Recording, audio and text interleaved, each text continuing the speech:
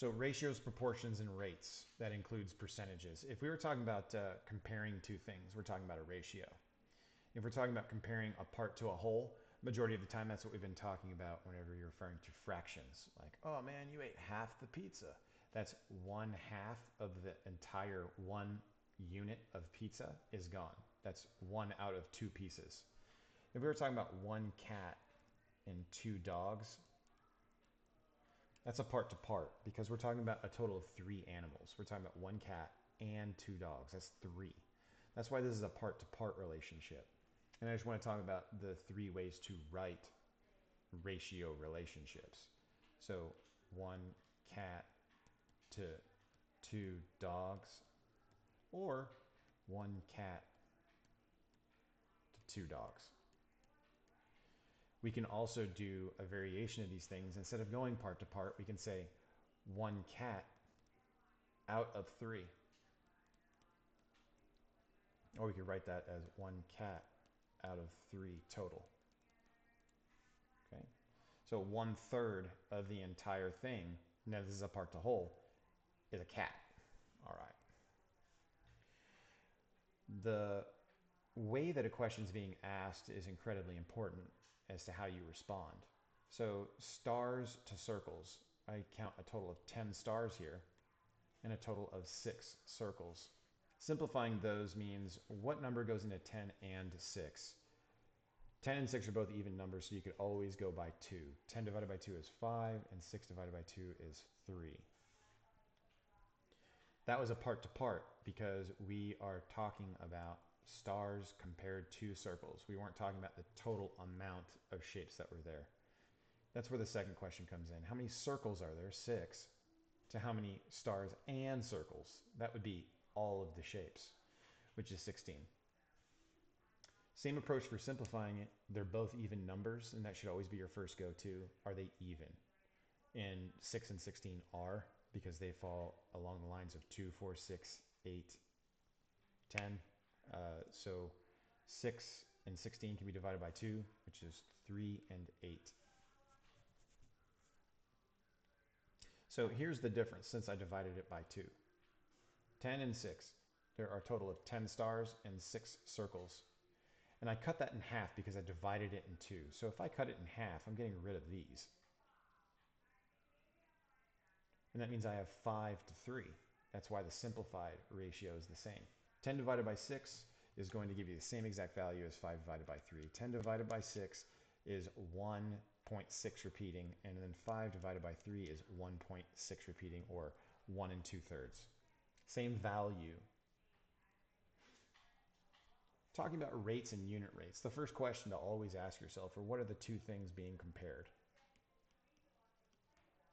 Okay, looks like miles and hours are being compared. So I'm going to put the numbers in the question where they go. And we're talking about unit rates. Majority of the time, the units are always going to be in the second part of the question, 5 hours. It'd be really weird to know how long it takes to go 1 mile. So the thing that we're looking for is how many miles can we go in 1 hour?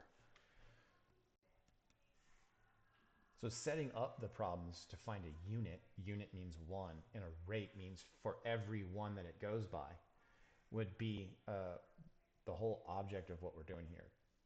Always multiply the diagonals, divide by the number that's left. You're always looking for 3 pieces of information, 1 blank. 250 times 1 is 250, divided by 5, that'll give you 50.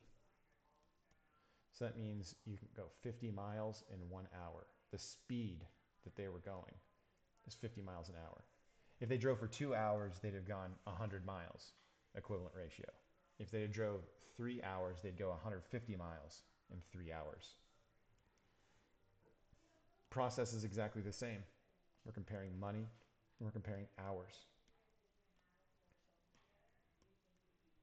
So putting the numbers where they go, 75, 20, and 8.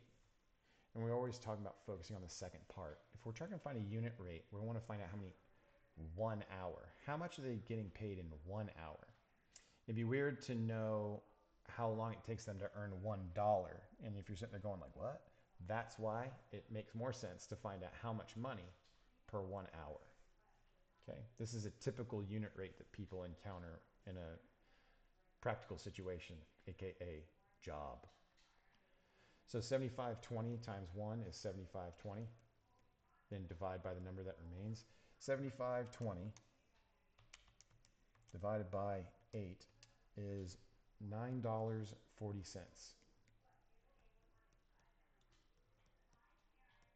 Okay, that means that person was getting paid $9.40 per hour.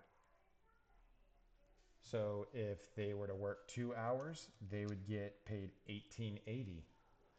If they were to add another hour of work, they get paid $28.20. And you can see how this keep on going. These are all equivalent ratios. This is what the point of a rate is to be able to predict these types of things.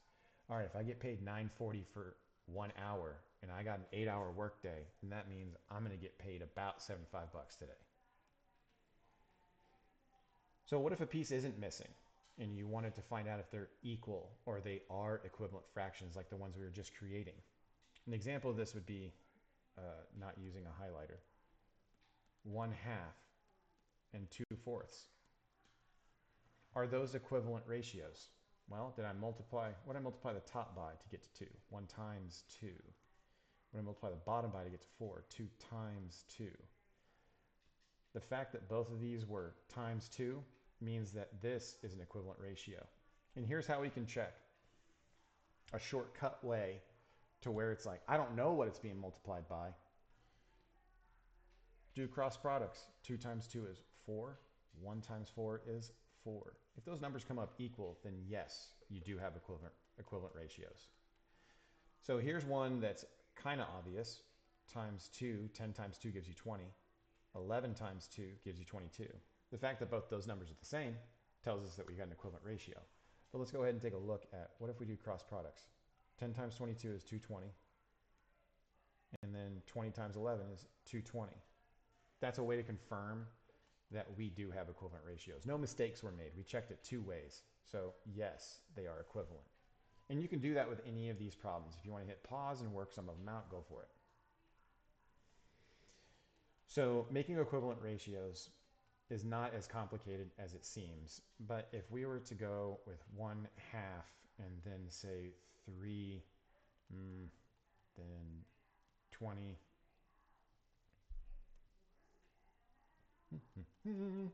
Let's use those.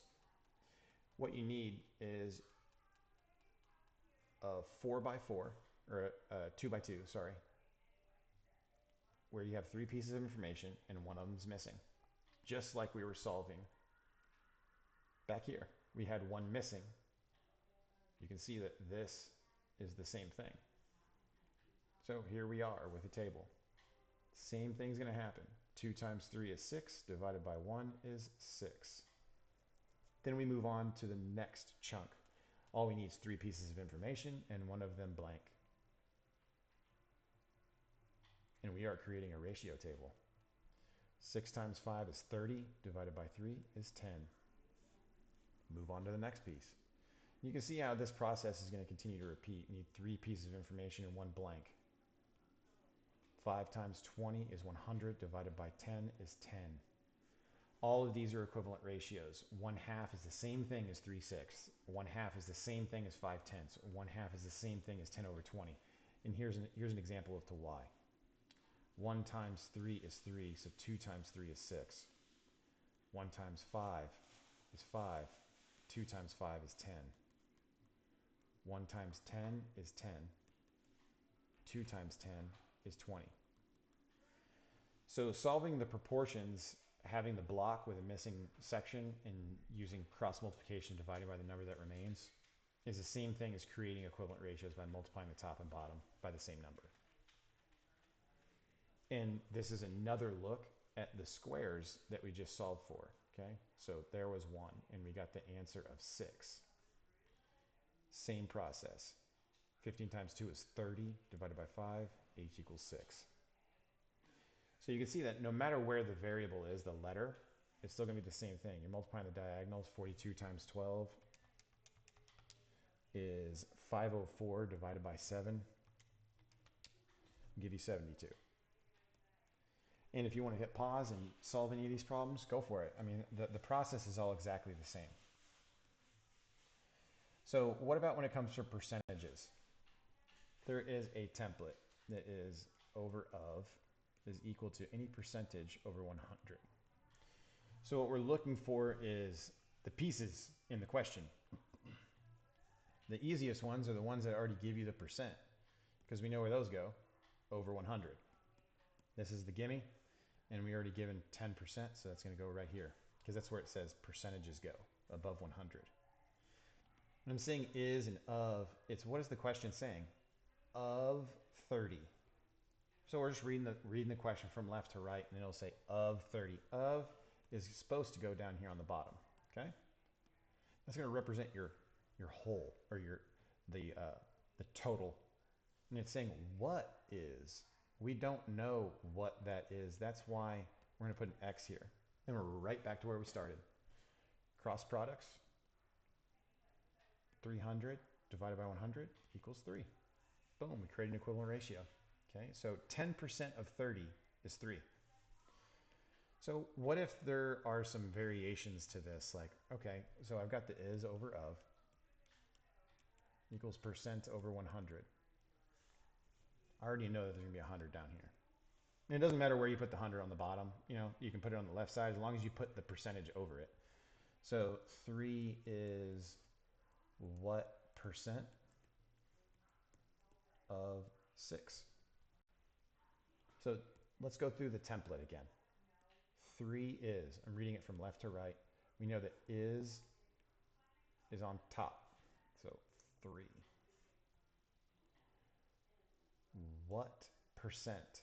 So if there were a number next to that percentage sign, I'd be able to put it above 100, but I had no idea what goes there. I don't know the percent. Of 6. Of 6. Of goes on bottom. So, and then the process remains the same. 3 times 100 is 300 divided by 6 equals 50. So 3 is 50% of 6. That makes sense. 3 is half of 6. So what if we were to switch that up again?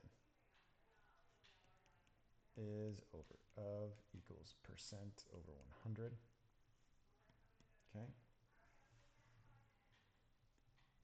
3 is 50% of what number? Same exact process. 3 is goes on top. We were given a percentage, thank goodness, and we know that percentages always go over 100. That's the easy one, boom. And of what number?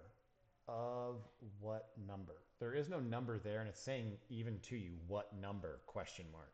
And it means you don't know. It means I have no idea. There's that. We just set it up, same process. 300 divided by 50 equals 6. So 3 is 50% of 6. 3 is half of 6. Boom.